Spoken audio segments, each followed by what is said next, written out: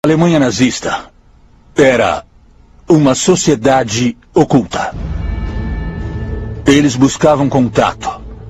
Eles buscavam poderes secretos para ganhar controle, porque eles adoravam o que era chamado de Sol Negro. As trevas. Eles entendiam que estavam servindo às trevas. Muitos dos líderes mais poderosos da história são acusados de fazer um pacto com as forças das trevas em troca de poder. A ideia de um pacto com o diabo parece ser universal. E existem muitas histórias de pessoas que fizeram tal pacto e depois tiveram uma vida de riqueza, poder e prazer sexual. Especialmente dentro da SS, eles eram totalmente dedicados a tentar fazer contato com entidades ocultas, extraterrestres. Eles até mesmo usavam um médium para entrar em contato com outros mundos.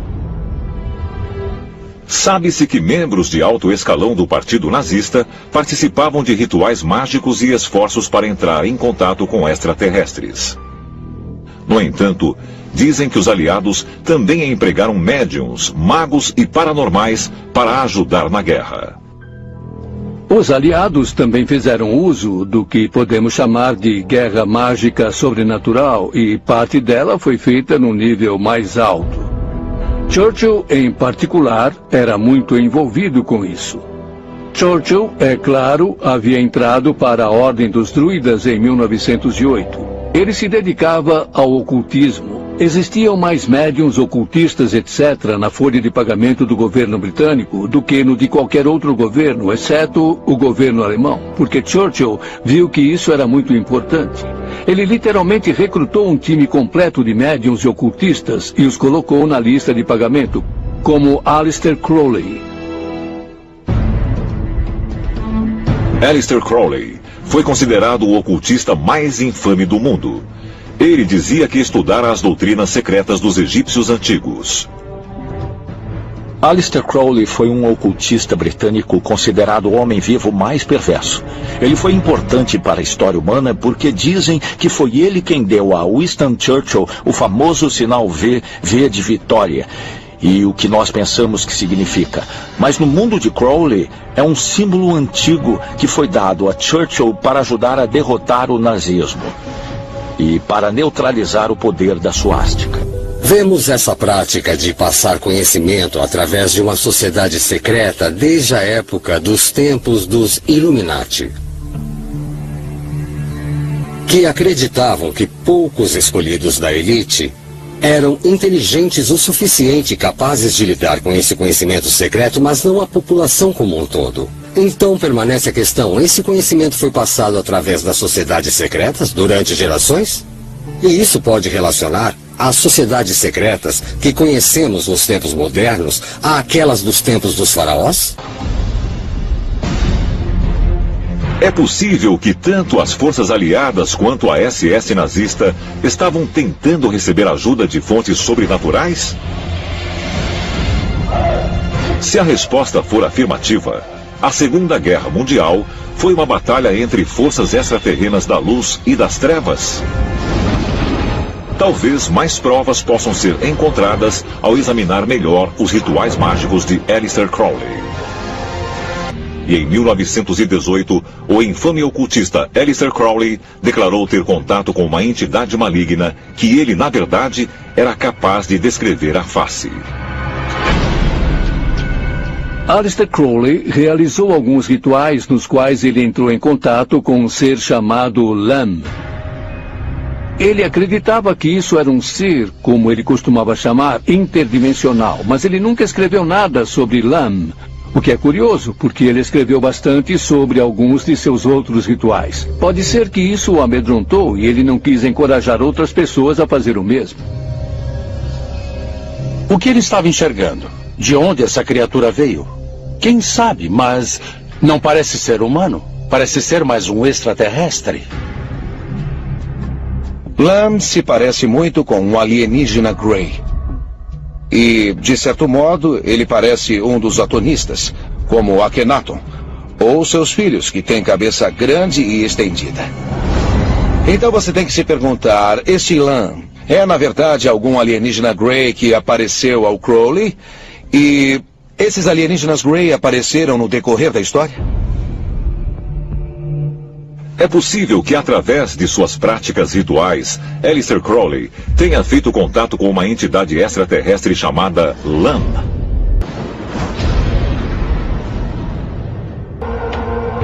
Em uma mansão na Milha dos Milionários, o cientista e fundador do laboratório de propulsão a jato Jack Parsons e o fundador da cientologia, L. Ron Hubbard, resolveram praticar os rituais mágicos de Aleister Crowley.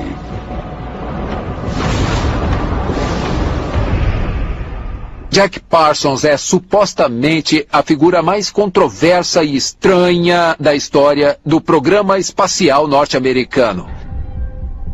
Ele descobriu o trabalho de Aleister Crowley e a sociedade secreta conhecida como Otto, ou a Ordem dos Templários Orientais. E o Parsons ficou muito interessado no que podemos essencialmente chamar de magia negra e satanismo. Então entrou em cena o escritor de ficção científica Ron Hubbard. Ron Hubbard foi morar com Jack Parsons e juntos eles começaram a fazer uma cerimônia mágica. Entre janeiro e março de 1946, Jack Parsons e Ron Hubbard praticaram esses rituais. Crowley certamente não os autorizou a fazer tais rituais. Uma coisa que ele realmente fez foi aconselhar as pessoas a não fazer seus rituais, a menos que elas estivessem devidamente preparadas. Ele não estava feliz com a intromissão deles. Alguns teóricos dos antigos astronautas sugerem que, ao praticar os rituais sem o entendimento das consequências, Hubbard e Parsons inadvertidamente deram início à Era dos OVNIs. Evidentemente, na mesma latitude de Pasadena, Califórnia, se você pegar essa linha ao redor do globo, encontram-se a queda de Roswell, que aconteceu no ano seguinte, 1947, e muitos outros avistamentos de OVNIs e quedas que ocorreram por todo o mundo. Era como se o Parsons e o Hubbard estivessem andando ao lado de uma lona pendurada verticalmente, e eles tinham um canivete e fizeram buracos na lona, e esses buracos se transformaram em portais que permitiam a entrada dos extraterrestres. Eu acho que Hubbard e Parsons se envolveram com coisas que não deveriam ter mexido. Existem muitos especialistas aí fora que acham que as forças demoníacas são de fato extraterrestres. Então, vai saber o que esses dois fizeram e invocaram, mas sempre houve rumores de que os dois estavam envolvidos com OVNIs e coisas estranhas desse tipo. E eles podem ter aberto uma entrada, um portal para se comunicarem com essas coisas.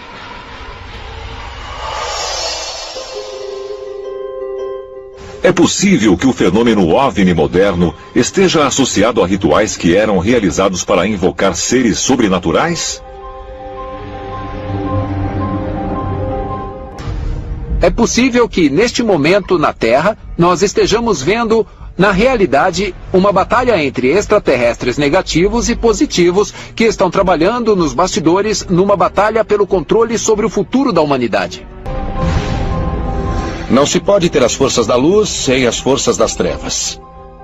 E todos os indivíduos têm que fazer escolhas. Se eles vão usar o lado da força das trevas ou o lado da força da luz. Você tem o poder do bem e o poder do mal. Eles estão procurando recrutas para ajudar os dois lados na guerra pela conquista do outro. Então talvez os poderes tenham tempos de domínio e também tenham tempos de submissão. Então ficamos a pensar, quem é que vai vencer?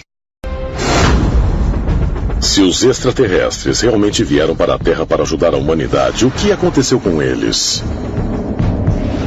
Talvez a resposta seja encontrada em uma das mais poderosas sociedades secretas do mundo antigo que ainda existe hoje.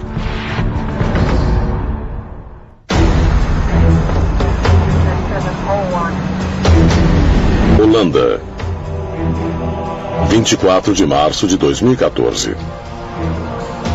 58 líderes mundiais se reuniram no Fórum Mundial de Haia para a terceira cúpula bianual de segurança nuclear. No centro da sala havia um holograma gigante girando em uma pirâmide, com 3 pequenas pirâmides de cabeça para baixo dentro dela. Esse símbolo, que também é usado como um bottom pelos delegados, é o logotipo oficial da cúpula. Mas há quem diga que ele representa outra coisa: o olho que tudo vê dos Illuminati. E outros líderes mundiais chegam para a 6ª reunião do grupo de países com as maiores economias, conhecido como G20. Em reuniões recentes de Londres, Toronto e na França, milhares de pessoas protestaram violentamente. Mas por quê? Do que tem medo? Oficialmente, os membros do G20 se reúnem para discutir, planejar e monitorar cooperação econômica internacional. Mas haveria outra razão, mais secreta? Dentre os que protestam, há quem creia que a real intenção do grupo seja criar uma economia e um governo únicos e globais, forma também conhecida como a Nova Ordem Mundial. Uma ordem diretamente ligada a algo mais secreto ainda: a maçonaria. O sistema maçônico é só uma porção do sistema global, e seus tentáculos alcançam toda e qualquer cidade desse planeta. Há séculos se acredita que os maçons sejam os grandes arquitetos por trás das maiores conspirações internacionais do mundo. Seus membros incluem gigantes da indústria, visionários, líderes mundiais e presidentes dos Estados Unidos. A maçonaria no século XX é uma espécie de quem é quem da indústria, da política, do governo. Em qualquer ramo ou governo há maçons proeminentes. A maçonaria é quase uma galeria do desenvolvimento americano no século XX. Hoje estima-se que haja 6 milhões de maçons no mundo. E há quem sugira que onde os maçons são mais firmemente arraigados seja nos Estados Unidos da América.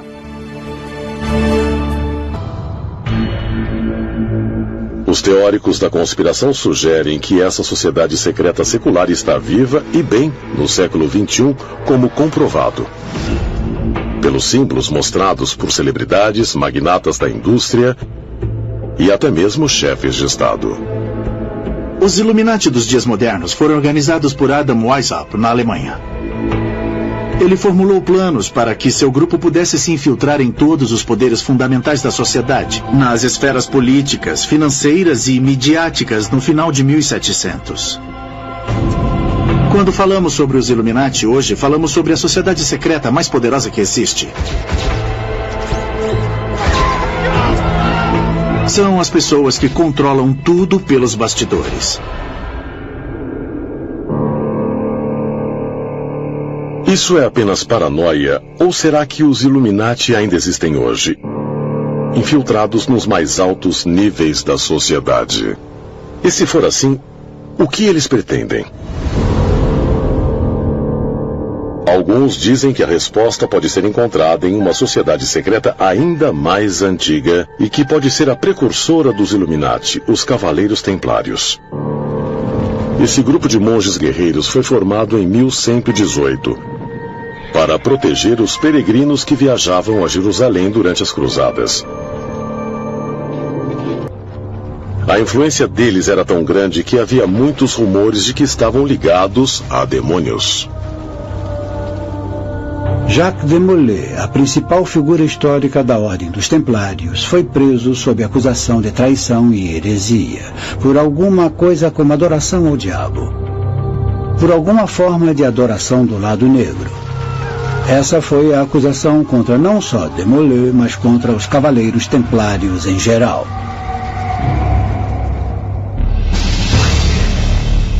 Será possível que os Cavaleiros Templários realmente estivessem em contato com entidades sobrenaturais que encontraram no Monte do Templo?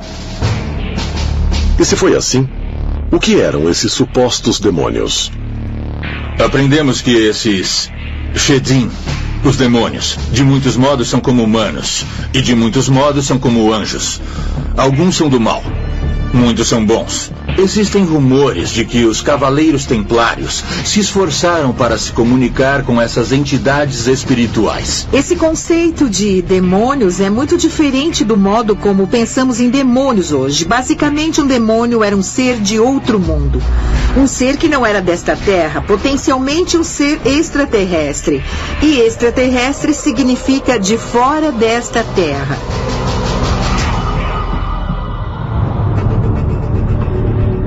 Teriam sido os templários realmente influenciados por alienígenas mal interpretados como seres espirituais? Em que os cavaleiros templários estavam em contato com os mesmos extraterrestres, conhecidos nos tempos bíblicos como os vigilantes. E como evidência, eles apontam para um dos símbolos mais proeminentes dos templários, o mesmo símbolo que estava virtualmente presente na cúpula de segurança nuclear.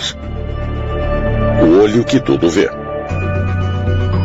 Esse símbolo, que às vezes é apenas um olho, mas muitas vezes aparece como um olho dentro de uma pirâmide, foi usado pelos antigos egípcios, cavaleiros templários, Rosa-Cruzes, maçons, Illuminati, e está até incorporado no grande selo dos Estados Unidos. É um símbolo mais comumente interpretado pelo significado de que alguém ou alguma coisa está nos observando. O olho da providência simboliza a ideia de um universo inteligente, onisciente, que está supervisionando todos os assuntos que temos aqui na Terra. Para muitos, o olho da providência era um símbolo de que Deus estava olhando por nós. Outros acreditavam que tinha um significado mais profundo, e na verdade, muito além de outras culturas. Possivelmente ligado até a extraterrestres. A partir da perspectiva em que eu enxergo isso, eu vejo que muito tempo atrás, extraterrestres forneceram as ferramentas básicas, o conhecimento básico, com a ideia de que automaticamente nós nos tornaríamos ou nos transformaríamos na sociedade que nós somos hoje. Então, é possível que ainda estejamos sendo observados? E a resposta é um retumbante sim. Foi por desígnio extraterrestre que nos tornamos tão tecnologicamente interconectados. E que estamos sendo observados não apenas por agências do governo, mas por seres que não são deste mundo. E que podemos encontrar evidências da existência deles nas histórias de um grupo de alienígenas antigos, conhecidos como os Vigilantes. No 4º capítulo do livro da Bíblia hebraica de Daniel, os vigilantes são descritos como um grupo de observadores divinos, mais tarde associados com os anjos. Os vigilantes são essencialmente mensageiros. E assim, é por isso que muitos estudiosos consideram os vigilantes como uma classe de anjos, já que os anjos são considerados mensageiros na Bíblia. Estão encarregados de cuidar da terra e zelar pelos humanos. E alguns deles são considerados vigilantes bons, fazem o seu trabalho direito. E outros são considerados vigilantes ruins. O que dizem sobre os vigilantes é que nada acontece na Terra que não seja ordenado por eles e executado pelos seus agentes. Quem são eles? O que eles são? Bom, o Daniel não entra em maiores detalhes, mas houve outros numerosos textos que nos ensinam mais sobre o que está registrado nos livros bíblicos. Um dos mais famosos é o livro de Enoque. O livro de Enoque, que contém um relato em primeira mão do bisavô de Noé, foi tirado do Antigo Testamento da Bíblia, no Concílio de Laodiceia, no século IV d.C. No terceiro livro deste texto apócrifo, Enoque diz que um anjo, conhecido como vigilante, o levou a bordo de uma carruagem de fogo que ascendeu ao céu. Enoque acaba sendo levado ao espaço exterior, para o céu. São fascinantemente detalhados os relatos sobre as paredes de cristal de luzes e os quartos de cristal. Soam como alguém com competências linguísticas primitivas tentando entrar em uma realidade de ficção científica em alta fidelidade.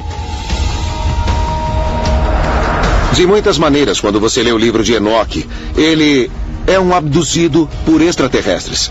E ele é levado em uma nave espacial, mostram a Terra para ele, dão instruções especiais a eles. O livro de Enoque também afirma que 200 vigilantes desceram à Terra para supervisionar a humanidade e ajudar no nosso avanço.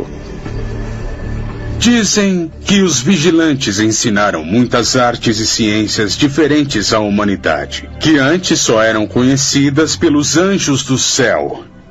E isso inclui a astronomia, metrologia, o uso de armas. Enoque está falando de seres de carne e osso que viram o potencial da humanidade e transmitiram conhecimentos. Eles eram esses vigilantes. Seriam os vigilantes descritos no livro de Enoque extraterrestres que vieram à Terra e ensinaram os primeiros seres humanos em um passado distante. Teriam eles plantado as sementes do conhecimento que nos levou a esse ponto de nossa evolução tecnológica? As evidências podem ser encontradas em todos os cantos do mundo. Em todo o mundo, achamos histórias que são muito semelhantes às dos vigilantes vindo para a Terra e dando conhecimento proibido para a humanidade, principalmente os segredos do céu. A lenda inca afirma que o deus Viracocha criou o homem e ensinou astronomia, agricultura e outras artes avançadas. A civilização maia acreditava que seu deus supremo Kukulkan ensinou ao homem a escrita, a matemática e as ciências. E em uma lenda antiga chinesa, o governante divino Wang Di introduziu numerosos avanços como a roda, a tecelagem e a escrita. No Egito, você tem o deus Osíris, revelando a sabedoria aos mortais sobre como eles poderiam construir a civilização.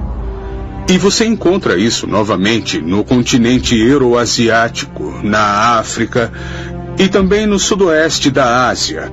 São conhecidas várias histórias dos Anunnaki. As histórias dos Anunnaki, ou os vigilantes, ou deuses no panteão grego, ou qualquer um dos deuses antigos, foram baseadas em visitas físicas. São todos do mesmo grupo, os mesmos extraterrestres, só receberam nomes diferentes entre as tribos e entre os continentes. Será possível que os extraterrestres que nos vigiam há milhares de anos, na verdade, nos conduziram a este ponto?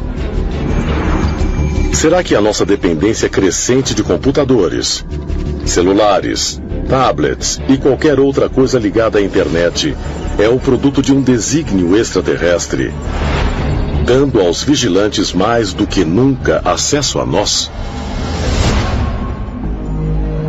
Agora estamos vivendo em uma época na qual todo mundo está literalmente carregando uma câmera e um microfone na mão ou no bolso, que podem ser ativados remotamente pela NSA ou por várias agências de inteligência ou até mesmo por hackers. As webcams em todos os laptops e os microfones podem ser facilmente ativados remotamente. Parece mesmo que por causa da tecnologia, esses extraterrestres intensificaram o monitoramento e observam cada pequeno detalhe do que se passa. E eles querem ver o nosso planeta, cultivar certas civilizações que são voltadas para a tecnologia. Mas há quem acredite que a sociedade altamente conectada na qual vivemos agora fornece até mesmo mais implicações chocantes. Dizem que os extraterrestres, na verdade, podem estar ligados a líderes mundiais, monitorando todos e cada um de nós, em um esforço para buscar os vigilantes que ficaram escondidos entre nós por milhares de anos. O governo dos Estados Unidos tem a prova de que pelo menos 3 grupos extraterrestres e em busca de domínio geopolítico estão em conflito uns com os outros atualmente no planeta. A intervenção pode, na verdade, ser positiva para os seres humanos progredirem. Mas também nos apresentam a ideia de que estamos lidando com inteligências que, na verdade, podem nos fazer mal e nos têm feito mal. É como se houvesse partidos políticos no cosmos. Seria possível que os vigilantes realmente existam e que ainda estão na Terra zelando por nós? Podemos estar sob vigilância não só por um grupo de vigilantes, mas por vários? E será que um grupo secreto dos líderes mais poderosos do mundo realmente tomou partido neste conflito extraterrestre? Talvez, muito em breve, descubramos que os alienígenas têm estado entre nós esse tempo todo, nos observando e nos orientando. Não só no interesse do nosso próprio futuro, mas também no futuro deles.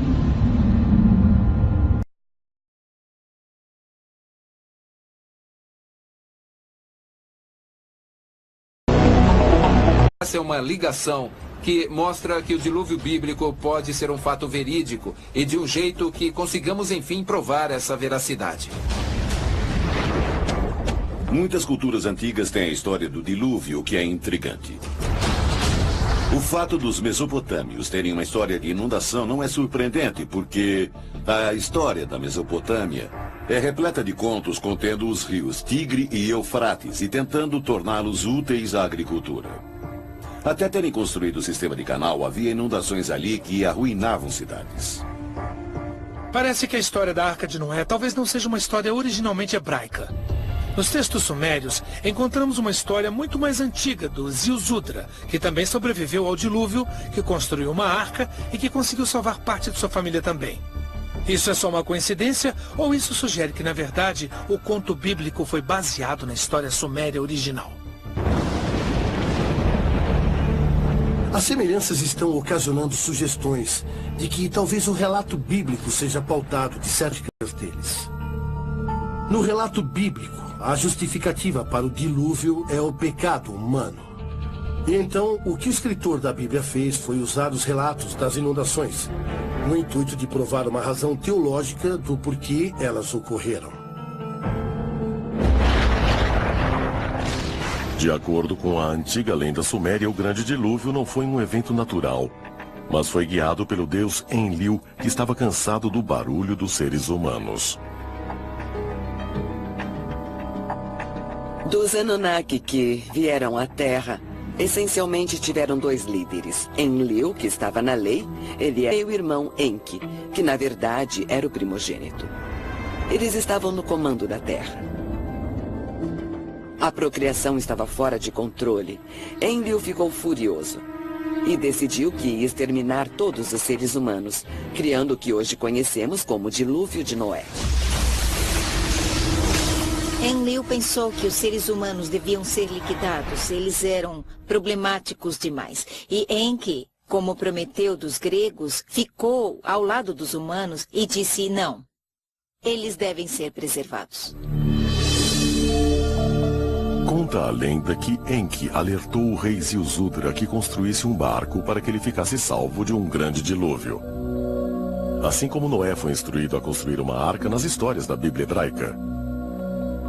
Essas duas histórias podem ter as suas origens em fatos históricos? Em Ur e em outras cidades temos provas de inundações, de imensas inundações. Iraque. 10 de abril de 2003. As forças dos Estados Unidos fazem seu trajeto para Bagdá, a cidade capital. Somente 3 semanas após o início da Operação Liberdade do Iraque. As tropas americanas tentam criar e manter a ordem. Mas os saqueadores dominam as ruas, saqueando museus e destruindo milhares de artefatos antigos.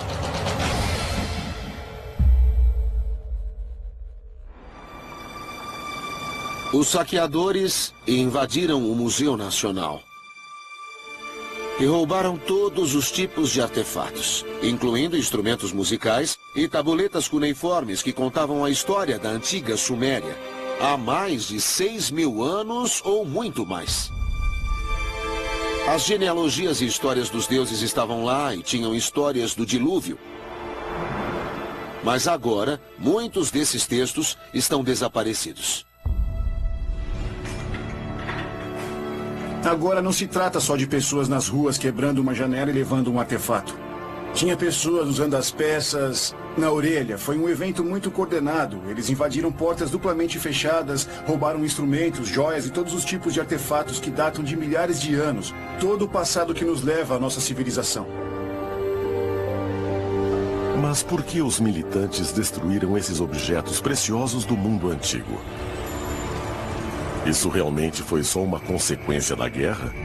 Ou foi uma tentativa deliberada de destruir o conhecimento proibido do passado?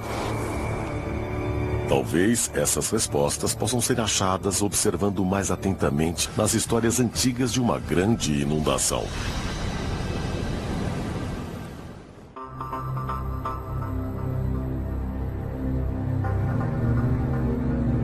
Shuruppak, centro-sul do Iraque, 1931.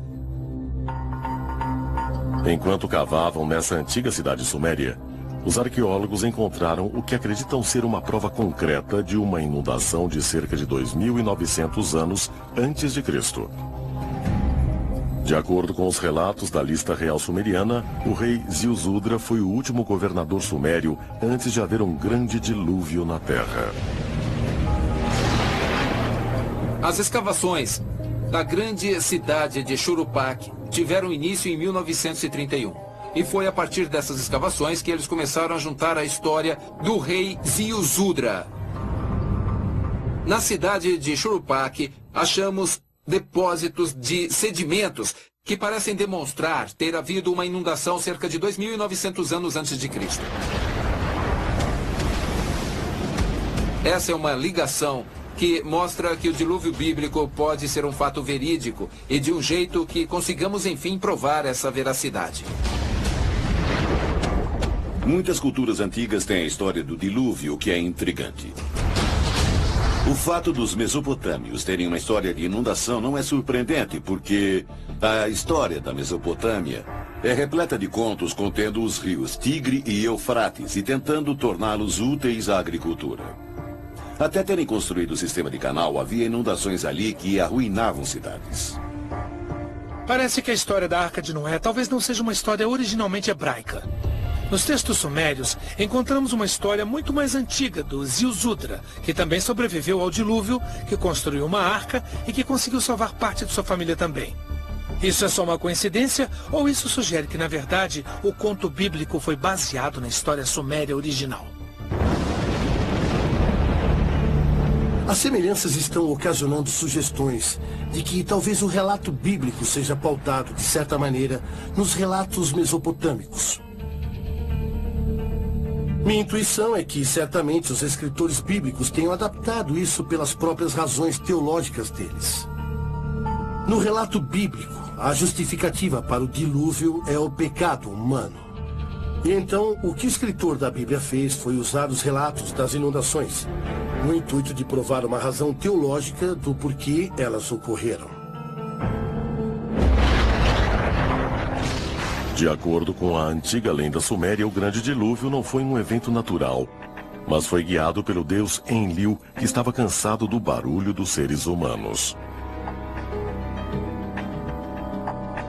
Dos Anunnaki que vieram à Terra, essencialmente tiveram dois líderes. Enlil, que estava na lei, ele era o filho legítimo de Anu, o rei do planeta Nibiru, e seu meio-irmão Enki, que na verdade era o primogênito. Eles estavam no comando da Terra. A procriação estava fora de controle. Enlil ficou furioso e decidiu que ia exterminar todos os seres humanos, criando o que hoje conhecemos como Dilúvio de Noé. Enlil pensou que os seres humanos deviam ser liquidados. Eles eram problemáticos demais. E Enki, como prometeu dos gregos, ficou ao lado dos humanos e disse não. Eles devem ser preservados. Conta a lenda que Enki alertou o rei Ziusudra que construísse um barco para que ele ficasse salvo de um grande dilúvio. Assim como Noé foi instruído a construir uma arca nas histórias da Bíblia hebraica. Essas duas histórias podem ter as suas origens em fatos históricos? Em Ur e em outras cidades, temos provas de inundações, de imensas inundações. Algumas pessoas estão associando isso à história do dilúvio de Noé e a histórias de inundações em outras culturas. Então acho que temos uma tendência onde cada vez mais pessoas duvidam dos mitos, questionam as lendas, mas na verdade, com maiores pesquisas, descobrimos que a história tem uma base verídica. Será que as semelhanças desses dois contos podem ser atribuídas a uma simples coincidência? Ou será que a história de Noé pode ser baseada na história de um deus Anunnaki que estava aborrecido? Um deus que estava determinado a aniquilar as criaturas mestiças que habitavam a Terra. Enki, o deus Anunnaki, disse para o rei sumério Ziusudra: o que haveria ali, um dilúvio, o mesmo dilúvio da Bíblia, é que ele precisava fazer uma arca. Diríamos hoje um barco para escapar disso. No entanto, é bem possível que o barco que ele fez para escapar desse dilúvio era, na verdade, uma nave espacial. E que ele foi para o espaço, na intenção de sair desse dilúvio, e que ficou em órbita ao redor do nosso planeta. Se tem uma coisa que une as culturas antigas do mundo todo, é que praticamente todas essas histórias têm mitologia sobre inundações fazendo parte delas. Dilúvios, grandes inundações, cobrindo o planeta inteiro, exterminando todos os tipos de pessoas. Na maioria das culturas, isso é colocado como obra dos deuses, ou de um deus descontente com a humanidade. Agora, é claro que, atualmente, muitas pessoas aplicam isso a um contexto de ufologia. Outras inserem em um contexto religioso. Mas muitos pesquisadores veem os relatos e histórias bíblicas como sendo baseados na realidade, mas com origens extraterrestres. Tanto a Bíblia como especificamente os relatos dos sumérios antigos deixam claro que o dilúvio foi algo que os deuses criaram. Que os deuses fizeram essa inundação ocorrer. Então vemos que os relatos antigos são basicamente uma interação entre os Anunnaki por um lado, com os nossos antepassados por outro. Os Anunnaki garantiram que nós, como espécie, sobreviveríamos. Porque alguns dos Anunnaki tinham a intenção de acabar com tudo nesse planeta. É possível que os Anunnaki tenham sido os responsáveis por causar o que é chamado o Grande Dilúvio? E que essa inundação destruiu praticamente todas as provas do tempo dos Anunnaki na Terra? Talvez a resposta possa ser encontrada não aqui na Terra, mas em outro planeta, a mais de 55 milhões de quilômetros de distância.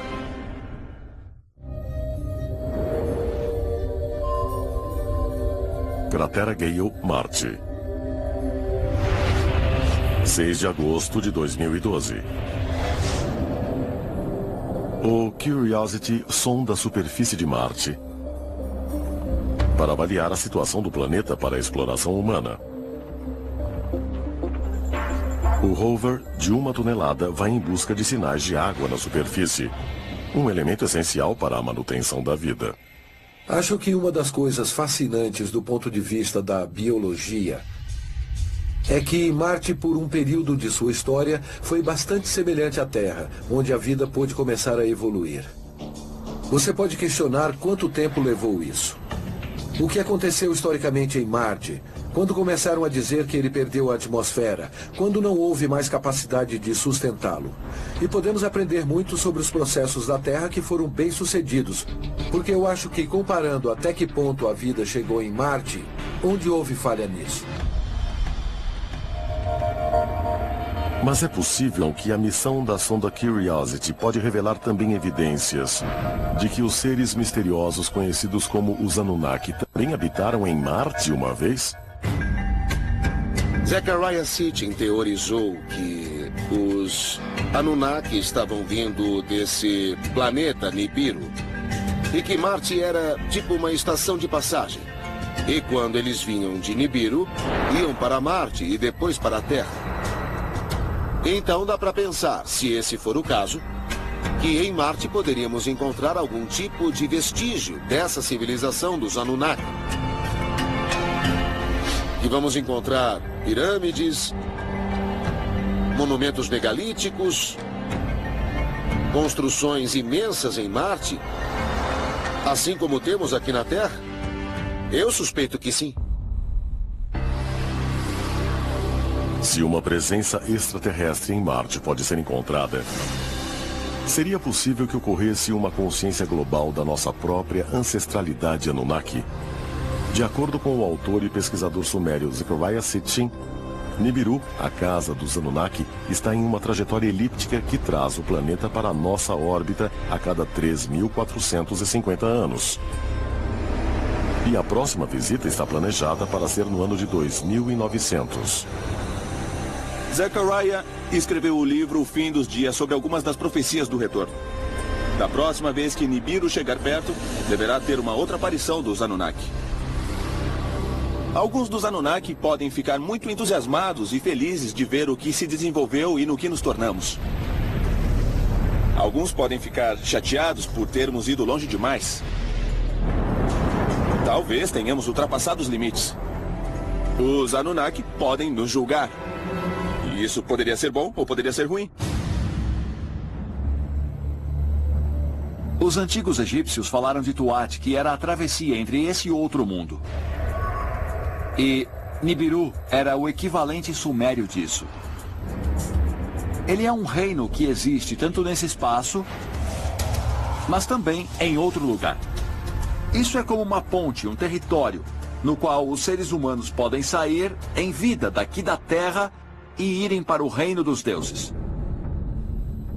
Segundo a interpretação dos textos sumérios de Sitchin, Nibiru também desempenhou um papel importante na criação cataclísmica da Terra e no cinturão de asteroides entre Marte e Júpiter.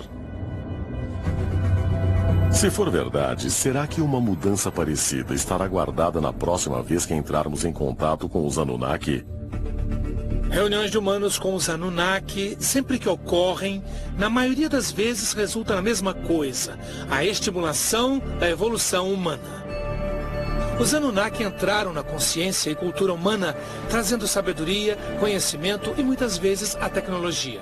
Então, quando vemos um retorno em massa dos Anunnaki, com base no passado, podemos esperar ver mais uma vez novas tecnologias, novos conhecimentos e ideias que estão sendo semeadas na consciência humana. Quando observamos a história dos Anunnaki e do seu envolvimento na cultura suméria, precisamos compreender que potencialmente esse é um legado de informações. É para olharmos os registros da humanidade e interpretarmos de onde realmente nós viemos. Existe um denominador comum em todas essas histórias sobre extraterrestres nos visitando em um passado distante, que é a promessa do retorno deles. Como podemos nos preparar para o retorno desses extraterrestres no futuro? É muito simples.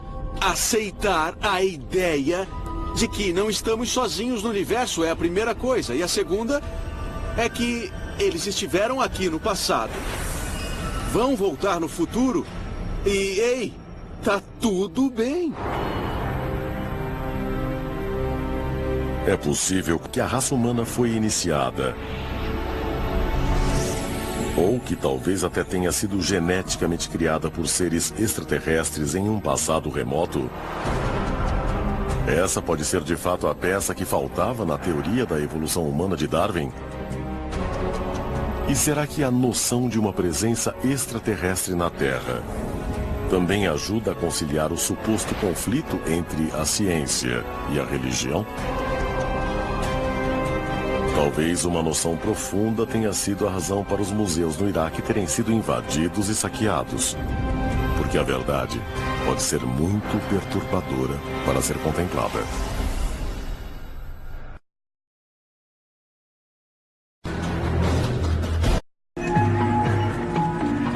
Na Bíblia, Deus ordenou que nascesse um casal de cada criatura viva: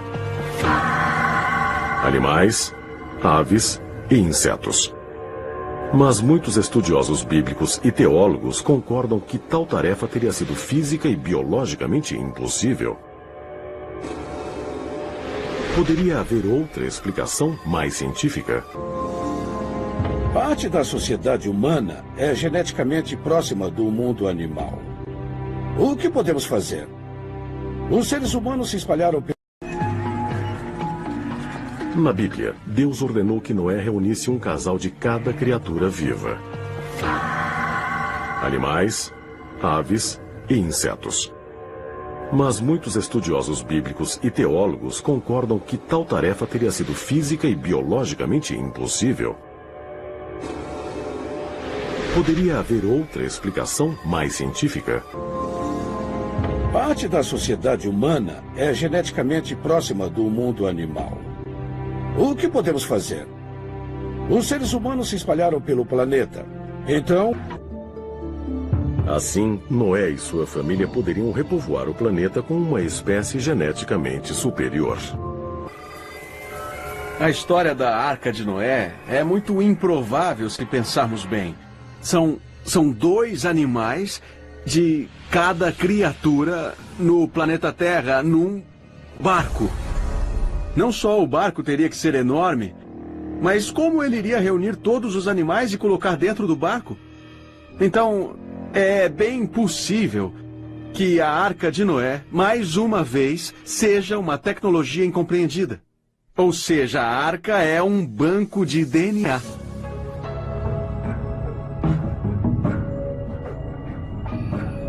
Poderia ser alguma tecnologia reunindo todas as coisas vivas em uma espécie de banco de DNA? Isso faz sentido. É difícil de imaginar que isso tenha acontecido há tanto tempo, mas se aconteceu, seria necessário contar como se fosse uma história. E a história da Arca funciona.